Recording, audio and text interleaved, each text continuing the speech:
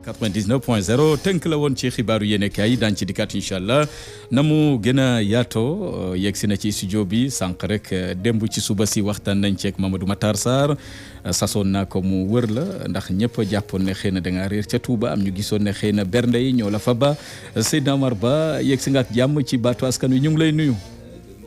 àgg nañ ma li ngeen doon wax nañ la ko wax nañ ma ko. maak Matar dara amee nañ la dem damaa ngiroo Touba quoi. waaw loolu yëpp fes na. waaw mais xewal la. alhamdulilah naka màggal gi. waaw ça c'est bien passé. bu fekkee ay màggali màggal te neex tal na lool wax dëgg yàlla. comme d'habitude parce que màggal bu ñëw dafay gën a dafay dàq bi ci des. waaw tabaarkalla. yaakaar naa ne sax démb moom waxtaan wax na ko. ci seen Jokko. liy cat li rek chaque jour moom mooy doon catu Touba maanaam mooy problème mu ndox. ndox mi waaw. problème mu ndox moom. surtout ren moom dafa tar boo xam ne maar day taali. moo tax nag dafay am solo wax dëgg yàlla état bi jëm see jël benn programme spécial pour Touba. tout à fait. xam nga Touba toll na tey foo xam ne nii man gëwuma ne léegi ay forage mën na koo nandal. il faut ñu am benn programme spécial pour Touba. boo xam ne nii dañuy raccorder Touba ci Lac de Guiers. parce que Ablaye. xalif bi junjoon na ko. Ablaye. gis nga Touba la ñuy jënd ci ndox saa su ne. am na si nit ñoo xam ne tey jii sa fin mois bi. mën nañu jënd 30 000 francs ci ndox. ndox waaw. ndox mu ñu naan. waaw ndox mu ñu naan waaw. alors que tey jii bu fekkoonte ne raccordé nañ leen SDE. asafurla fële Lac de Guiers. Lac de Guiers. seen facture du passé 10 000 15 000. du ko mat. te bu boobaa aussi dina mën a permettre jafe-jafe yi nga xam ne ni ñu ngi koy jànkuwante ci wàllu ndox mu doon loo xam dafay wàññeeku. man loolu laa gëm. c'est que nag fii léegi nag loolu amul. amut. Touba ci ay jafe-jafe lay dund. ci wàllu ndox. te boo duggee Touba xool ni Touba tollu tey. war nga xam ne ñii du ay forage moo leen war a nandale ci. li mu doomu aadama takku na amaat beneen programme bu bees boo xam dañ koy def jagleel ko uniquement diwaanu Touba pour que Touba mën a am ndox. jombul kilifa yi dañ ci bàyyi xel ak xalif général des Mourides Serigne Mountakha Bassirou Mbacké ñu ngi koy ñaanal mu yàgg fi lool te wér. amiin yaa rabbal Seydina Omar Ba yemook nag boo jógee ci màggal gi après màggal ñu jàpp ne gouvernement bi aaye gouvernement bu yees gi ñu fi taxawal lu toll ci fanweeri ministre ak juróom-ñett ñoo ko seq Amadou Ba ñu fal ko ci premier ministre noo jàngate bile gouvernement bu yees. bay jàngat ci naka. ndax séntu woon nga coppite yi am ca wala ñañu jox ndombal tànk ñu yeeyoo seen ndombal tànk ba ñu bàyyi leen fa surtout dañu taxaw sax ci poste premier ministre bi. xam nga dama gis keroog ba gouvernement bi amee. daanaka presse yu bëri génn titré ne gouvernement de combat. waaw mais gouvernement combat ci lan. xam nga des fois aussi ñun taskatu xibaar yi ñun ñooy pousser des fois. nit ki bëgg a def lu mu mënta def. parce que boo nee gouvernement de combat yaa ngi poussé à ce que Macky Sall brigue troisième mandat. mais Amadou Ba moo ne combat. xaaral ma ñëw rek. ñun nekkuñu combat. Amadou Ba du moom mooy combat. pour que Sénégal génn ci jafe-jafe yu mu ne. man li ma gëm Abdoulaye mooy. lu njiite réew Macky Sall mënta lijjanti ci diirub juróom-ñaari at yi mu jot a nekk ci bopp nguur gi. dina jàmm du benn at moom mooy tax mu mën koo réglé. te du Amadou Ba aussi moom mooy tax problème bi réglé wu. gis nga Ablaye boo gisee ñu naan les présidents nañuy fexe di def 2 mandats di dem. waaw parce que ci 2 mandats da ngay xam ne ñii fii la ñu yem léegi. terminus waaw. non gis nga nit ki. bu defee 2 mandats rek da ngay xam ne kii léegi fii la yem mëntu la dem. Macky Sall tey jii bu jëloon borom xam-xam yi gën a mag ci adduna bi. mënta dépasser lii mu fi def. mëntu la dem. kon li ko war moom. mooy mu organiser ay élections yu transparentes. 2024. bàyyi ay nit poste seen candidature bañ a dak teq kenn. ñu dem askan bi choisir. Amadou Ba. je n'ai rien aw ma benn xarma yàlla ak moom. mais gis nga Abdoulaye des fois Sénégal il faut que ñu am culture. nit ki balaa ñu loo tabb ci yenn ndombal tànk yi ñuy xool. wala ñuy def si yow enquête de moralité. tout à fait xëy na loolu jombul def nañ ko ci Amadou. xam nga keroog ba ma déggee gars yi di wax. dañuy naan moom Amadou Ba bokk na ci fonctionnaire yi nga xam ñu ëpp alal ci Sénégal. yéeme na. ñoo ko wax ay nit daal di ko wax. ne tey jii booy wër ay borom alal ci Sénégal. waaw boo limee benn ñaar ñett moom nga ci teg. te bu ma gëstoo dama ne Amadou Ba kon bu weesoo fonction publique bi muy liggéey ana ban liggéey moo ko war a mën a jox pour mu nekk milliardaire. ñu ne ma inspecteur impôt et domaine la woon. waaw léegi kooku naka la mën a nekkee fonctionnaire nekk un multimilliardaire. yéeme na lool. xaalis bi ko tax mu am ñu koy tuddee milliardaire xaalis boobu fan la ko jëlee. c'est que sénégalais yi des fois ñuy amnésique. gis nga man Abdoulaye Bob sa ree yu neex intéressé wu ma. sa dërëm bi ngay jël di ko jox nit ñi ci mbedd mi intéressé wu ma. waaye xaalis bi ngay jël di ko joxe ci mbedd mi noo ko amee ak noo ko ak foo ko jëlee man moo ma intéressé. lu mat a saytu la. parce que mënuma comprendre loo xam ne ni ñun ñëpp ñun ñoo ko bokk. nga jël ko daal di koy ak moo génn ci mbedd bi di ko baatal nit ñi naan dangaa baax. waaw mais baaxoo ab sàcc nga. baax ci li nga moom. moo tax man tuuma lu ma ko quoi honnêtement. mais nit ñi tudd ne moom fonctionnaire la. te Sénégal rek ngay gis ay fonctionnaires multimilliardaires. loolu foog fu ko teg. mais à part wàllu am léegi xaaral ma ñëw tuuti gis nga enquête de moralité. dafa baax ci doomu aadama. pour que balaa ngaa fal nit nga xool kii la mu am naka la def ba am ko. ba mu jaaree fii lii ak lii la def ak extra léegi nag li des mooy. fal nañ ko am nañ ci moom yaakaar. pour que mu génne Sénégal ci gutu gu mu nekk. mais man gëwuma ne situation bi ñuy dund jamono ji mu Amadou Ba mën nañu ko génne. et puis lan moo bees ci gouvernement bi dara beesu fi. am na yu génn. Amadou Ba nekkoon na fi ministre des affaires étrangères. presque tàngala ceeb la. nekkoon na fi ministre des finances lan la fi def. waaw ñu génne ko dàqaat ko. waaw tout à fait te ñuy dellusiwaat ko. te daa mel ni sanction moo taxoon. Mame Mbaye ñu Niang ci ndombol tànk yooyu la. Mame Mbaye Niang bi ñu def tey ministre du tourisme. Prodac. mais yoroon na fi ministre de la jeunesse. yoroon na fi ñu tumal ko 29 milliards et quelque. waaw xaalis boobu anamu. day bon lippoon. ñeneen ñi ngi fi tudd yëpp kenn ku ne jot naa jot ci ministère. peut-être benn wala ñaar nit nga fay gis. lan lañ fi indi lu bees. gis nga Ablaye damay faral di wax ne léegi gis nga nguur bu nekkee ci tànk yi jeex nañ accepté ne nguur jeex na. nguur bu nekkee ci tànk yi jeex nañ accepté ne nguur jeex na gis nga Macky Sall li may xar ci moom. mooy mu def comme ni président Bénin bi def. waaw signal fort la joxe. mooy talon.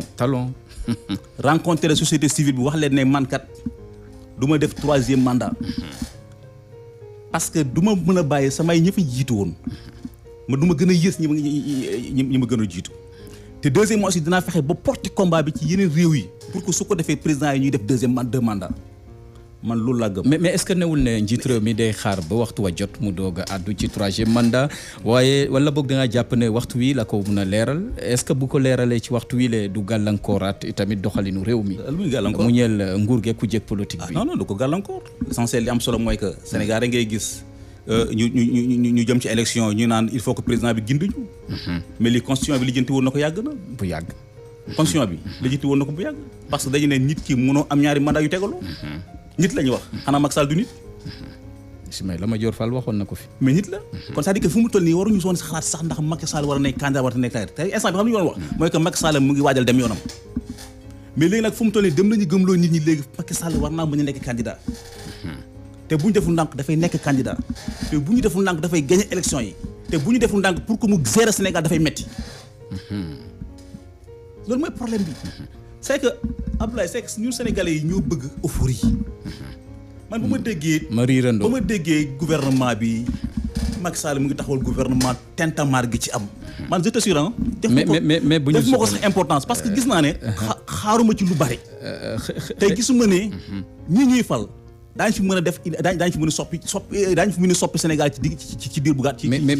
mais ñoom am nañu sasu rëy ndax premier ministre wax na ko sasoo gi mooy wàllu mbënd mi njàng meek njàngale mi assainissement formation professionnelle leneen ak leneen lépp nag dañ koy tënk ci état de droit maanaam sàmm yi ak yelleef yi.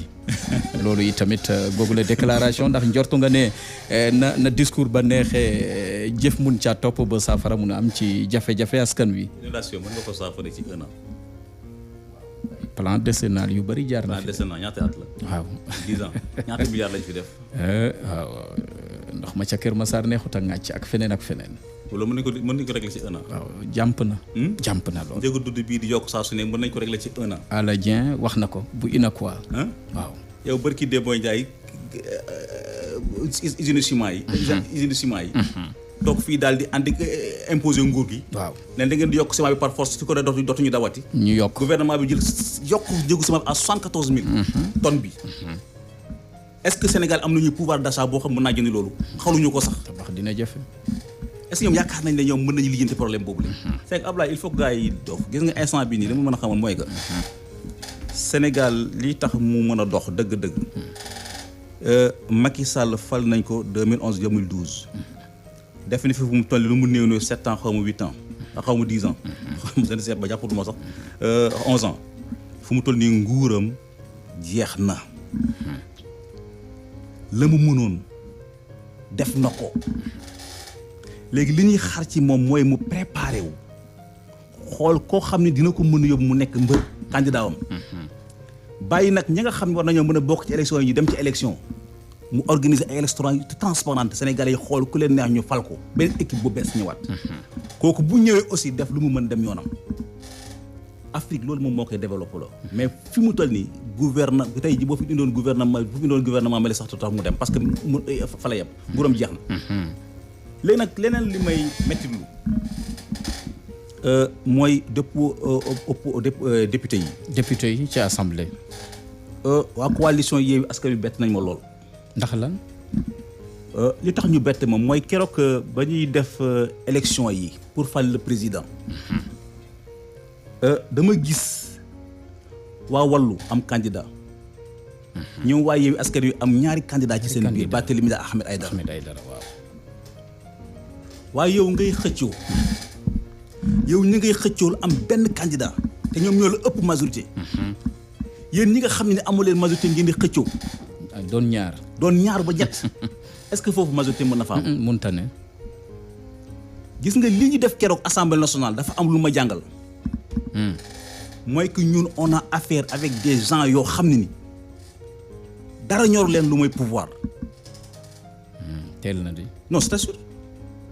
parce que bu Ahmed Aïdara di xëccu fii Barthélémy Dias di xëccu fii Mamadou Lamine Thiam di xëccu fii te ñoom ñëpp bokkoon benn liste demandoo intercoalition Wallu waroon nañu waxtaan ci seen biir ba trouver benn candidat même bu dee sax benn candidat boobu dafay dem ñu koy gagné sax ñu xam ne ñoom présenté wuñu benn candidat mais kenn ku ne di xëcc si wàlla damay naan ñi intérêt askan taxu leen a jóg ñi seen bopp moom leen tax a jóg. moo tax may wax ne chaque jour ñun askan wi rek ñun la ñuy biaisé. bu ñu soxlaa dañuy ñëw seet si ñu di ñu gëmloo ne ñun ñooy yónent bi.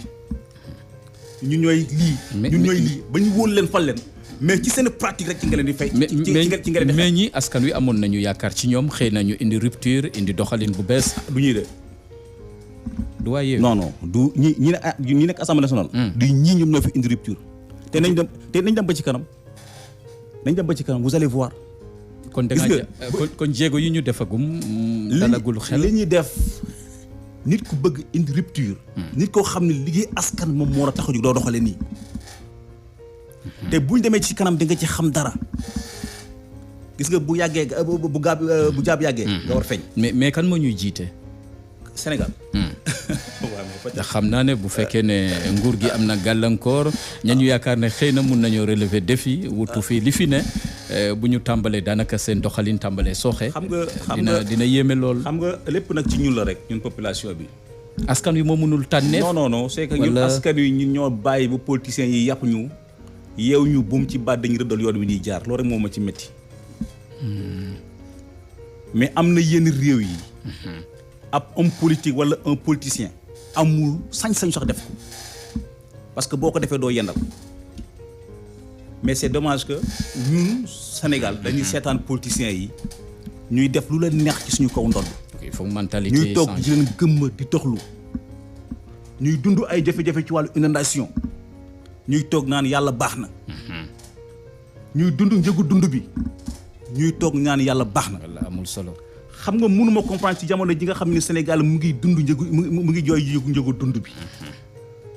Macky Sall bàyyi fi au conseil des collectivités territoriales. waaw fal nañ ko ba noppi. ci kanam tuuti daay au conseil des collectivités kenn ku ci ne di nga am oto. daañu la jox salaire. président aussi daañu ko bàddil budget. ñu ne déete waaye assemblée nationale dikk. te ce qui est sûr et certain député yi nga xam ñoo fa nekkoon. seen oto ya nga xam ne moom lañ leen joxoon dañ koy garder. kon assemblée nationale dafay indiwaat yeneen oto yu bees. ñu fas yéene koy jox loolu aussi di budget. te loolu sax Seydina budget assemblée day gën di yokk. loolu budget la. waaw day gën di yokk. loolu budget la. et puis leneen aussi li nga xam mooy karaw mooy que li tey jii ñu doon xaar gouvernement boo xam ne sax au moins Macky Sall bu ñëwee dina ko xaw a yemabal. mais tey jii presque mu taxawal gouvernement boo xam ne gouvernement 38 xaw ma 40 quelques ministres la. 38 te mun naa dem ba weesu. te loolu budget la. bu mag. ci jamono jooju ñu ngi xaar ñun population de 33 à 38. ay millions yoo xam daal ñu ko mën a subventionné njëgu ceeb bi ba ñu koy dundee sax au moins 16000. 16000 waaw. njëgu diwlin bi ñu delluwaat ñu ko sax parce que ndëg àdduna bi moo demee noonu tey dafa xaw métti. au moins sax ñu koy jëndee 16000 parce que 14100 la daan jar. waaw dina yéenu maanaam. suukar si. ñu delloo ko fu mu nekkoon. ñun loolu lañ doon xaar ci état yi loolu la ñuy xaar ci homme politique yi mais waxtu woo leen gisee ñu xeex rek seen privilège la. intérêt. moo tax keroog li am assemblée nationale dafa ñaaw. yéeme na lool Seydina ñu bëri ci askan wi nag méttitu nañ ko. ne taxutoon ñu fab seen carte sànni ko ci mbañ gàcc yi ngir faj gàcce ëllëg. ñii de wax dëgg yàlla du ñu may faj gàcce Ablaye. ma gis nii moom du ñoom ñooy faj gàcce askan wi quoi. kon honoré gu ñu askan wi ñoom honorable. peut-être xanaa ki fal ëllëg ci seen biir xaw ma kan moo waroon président. nañu ñaan yàlla rek ci 2024 ñu am président bu bees. nañu ñaan yàlla 2024 ñu am président bu bees. bu ñëwee tas assemblée nationale bi. ñu créé assemblée nationale bu bees. boo xam ne ni sénégalais yi daañu ci mën a gis seen bopp. mais bañ fay teg ay nit ñoo xam ne nii daanaka ay combattant lañu maanaam kuy dem guerre la. ak nit ñoo xam ne ni dañoo taxaw uniquement pour jéem a aar seen chef. yaa ngi dégg. mais li nga wax assemblée doxalinu ku jéeg politique bi wax nga ko sànq mais lépp dégguñu ci kàngam yi ku mel ni Ousmane Sonko Déthié Fall ak Khalifa Sall. waaw mais loolu xanaa peut-être ci seen mais en tout cas li ma jàpp ne rek moom mooy que xanaa peut-être nit ki naar bu ndaw moom lu mu dégg rek daanaka mu ngi ko déggee ca xayma ko. peut-être seen taxawaay yi bu ñu ko taxawee peut-être si conférence des leaders ñoom ñoo ko déterminer. je pense bien xanaa li am assemblée nationale ñoom seen jéem bopp peut-être ànd nañ si. waaw. wala ñàkk ñu ci ànd mais d'essence pour man ànd nañ si d'autant plus que boobu léegi defuñu benn communiqué. mais ak lu ciy mënti am Abdoulaye li ma la mën a xam mooy que ñun askan wi dañu yàgg di jooy pour que sénégalais yi am ay députés ay représentants yu digne assemblée nationale. waaw. yàgg di jooy ñoo xam daañu mën a taxawal assemblée nationale. ñu amoon nag yaakaar lool wala ñenn ñi amoon yaakaar lool ci waa coalition Yewwi Askan Wi ba tax ñu jox leen pourcentage bi ñu am tey. kon li gënoon rafet tey ji bu ñu demee bay assemblée nationale. ñu jéem a mànkoo boole seen doole mu nekk benn am benn candidat buy fas yéene xëccoog candidat bu Macky Sall mais defuñu ko ñuy fantasiroo ci seen biir muy wane ne ñii leen tax a jóg mooy ay privilèges ak ay postes nit ki nag bu fekkee ne ay privilèges ak ay postes moo ko tax a jóg kooku bul xaar ci yow mu liggéeyal la loolu moom moo fi am. mangoog du leen nag. mel na ni askan wi ñooy wéet ak seeni jafe-jafe Seydina Omar Ba ñu ngi lay jaajëfal sari ca gi bari na lool indaale nga ñaan ya ca Touba waaye nag am nga taxaw seetlu gu yaatu goo def ci tolluwaay réew mi moo xam ci Amadou Ba mi nga junj léegi wàllu amam xam naa jombul dina amal déclaration de patrimoine wax askan wi amam ci ñaata la toll ndax sas wiñ ko sas ndax dina ko mun a saafaram déet jaar na ci ay poste yu bëree bëri laata njiitu réew Macky Sall di ko folli ba di ko falaat Assemblée nationale gi nga xamante ne am nga ci yaakaar bu tas askan wi ñu bari tamit yaakaar bu tas googee la ñu tàmbale am ci bile pencum ndaw réew mi fa ñu doon yaakaare député yi ngir ñu taxawu soxlay askan wi ba léegi loole munagul sotti ci Assemblée nationale Seydina Omar Ba lu nuyoo tàggoo lu jiw a jeexul jëkku fa ma bàyyi la nga tàggatoog auditeur Walfadjri ci question ci